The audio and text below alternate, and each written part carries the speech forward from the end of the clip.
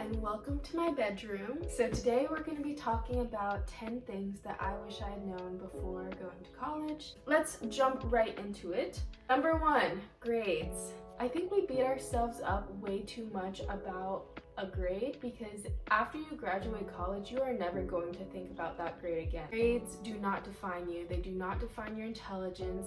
If I could go back, I would tell myself not to care so much. And I hope that if you are going to college that you will give yourself more grace. The next thing is everyone is on their own path. I think comparison is really one of the worst things that you can do for your own confidence and your own self-growth. I know that I definitely compared myself a lot to other students, my friends, just everyone in general. I think that definitely has to do with some generational trauma. Also, I put a lot of that pressure on myself. In the long run, you will get to where you need to be and they will get to where they need to be. Next thing is it's okay to not have anything figured out even after graduation. I think people look at me and they think that I have a lot figured out because they're like, oh, Cindy, you're going to vet school. Like, this is what you planned for so long.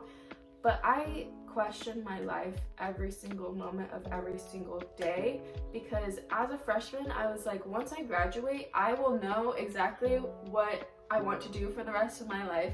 I can tell you that that is very not true, and it probably never will be. As a child, you look at adults and you're like, wow, they have so much figured out. Like, no, they don't. No one knows anything at all. And it's okay. You kind of just have to accept the feeling of the unknown. But I'm slowly moving towards letting my career run its path, letting my life run its path.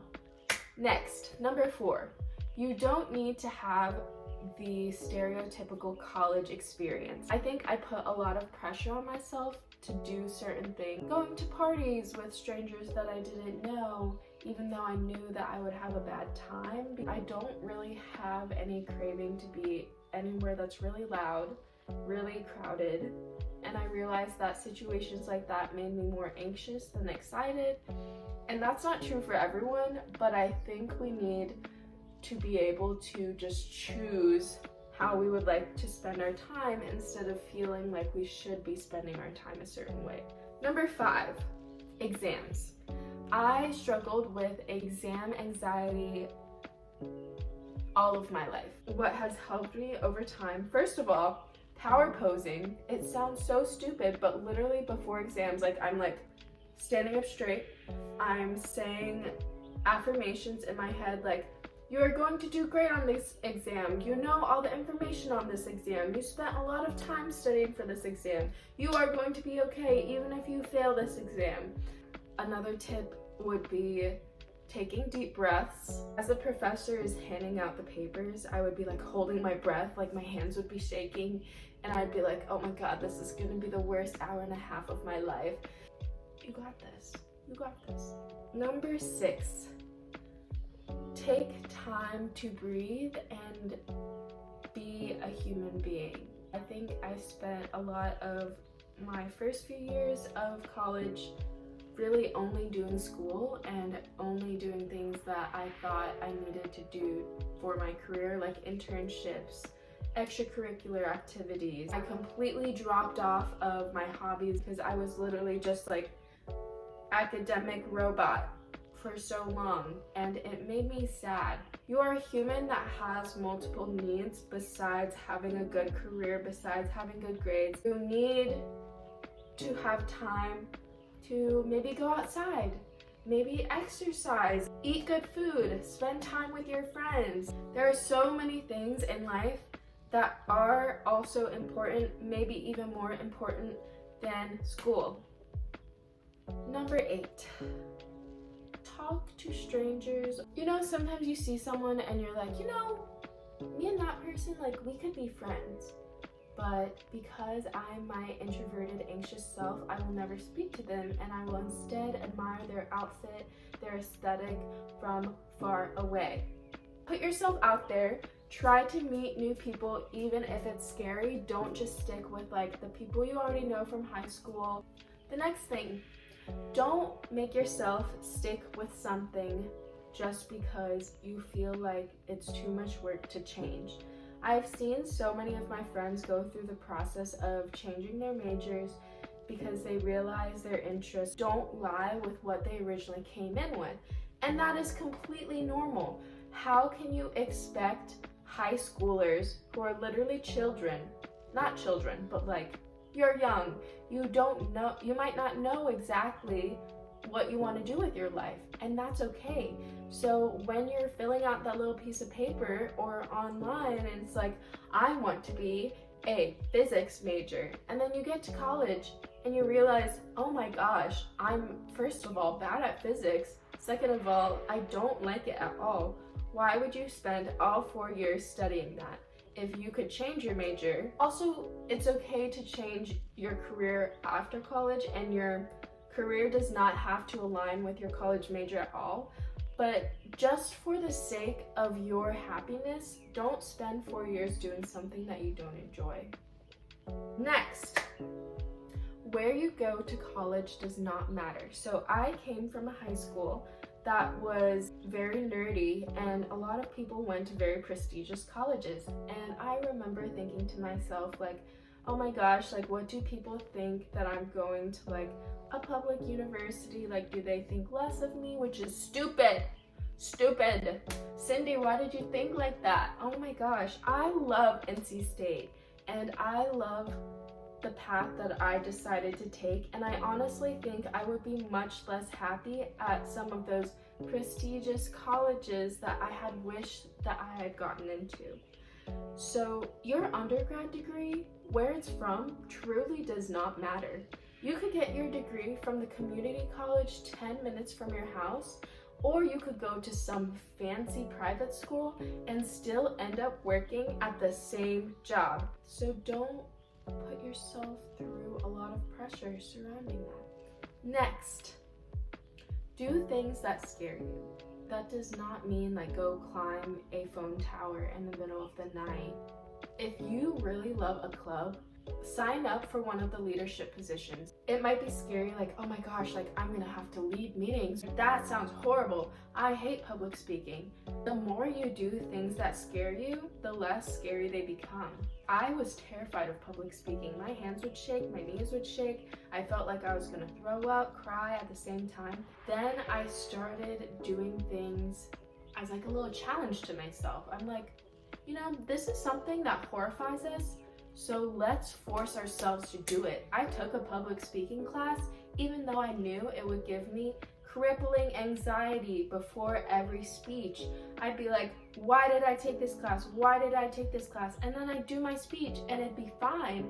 And the next time I would do a speech, it'd be a little less scary.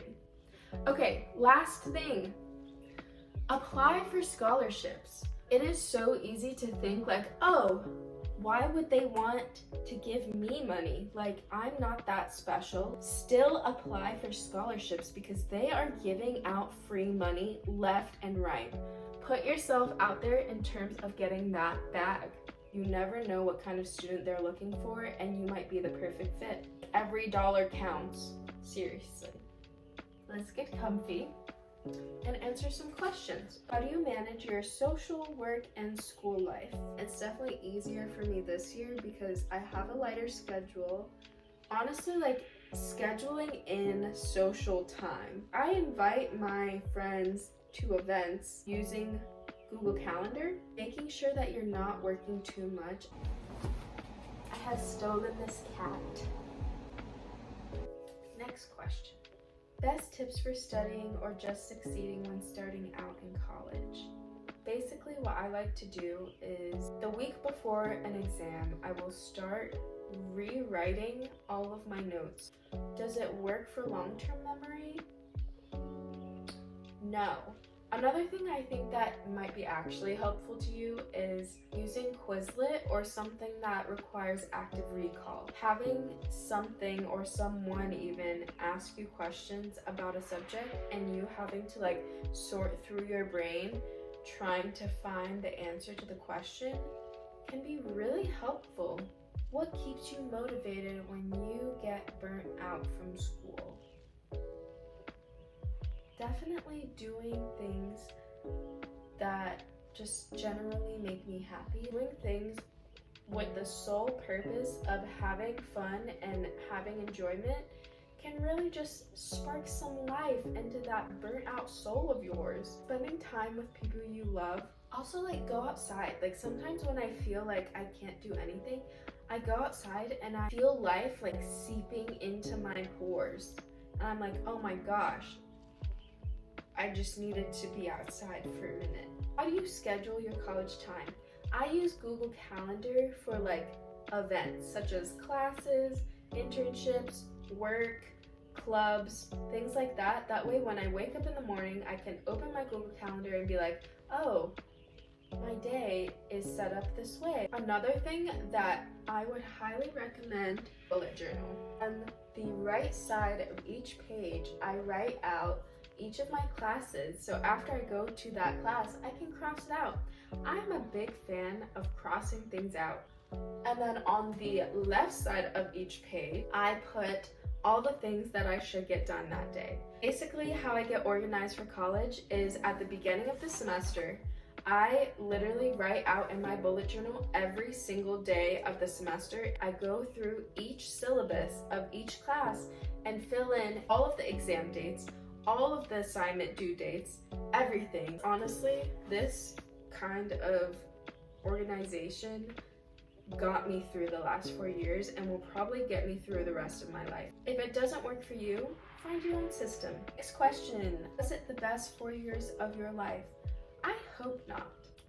I hope that my life continues to get better from here. If this time period was the best 4 years of my life, that would make me sad. What vet school did you go to? I think it's funny, a lot of you guys think that like I've graduated vet school. I'm going to vet school in the fall. I have not gone yet, but I will be going to NC State where I went for my undergrad. Go Pack. Don't stress. How hard was it to get into college? I think this is hard for me to answer because different colleges have different acceptance rates. I do think it is hard to get in depending on what school you're applying to and depending on what grades you have, what type of high school you went to. Like, some people come from big cities where the high schools are very good at preparing you for college. They have a lot of AP courses, a lot of opportunity.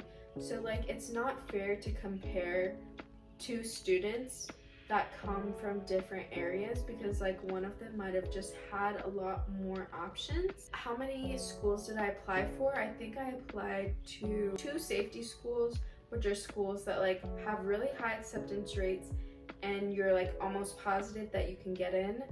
And the reason people apply to these safety schools is just so that you feel like you are at least going to college. I think Dylan just came home. Hello, I have returned. Most important things to look for in an apartment when you're in uni. Let me tell you some tips.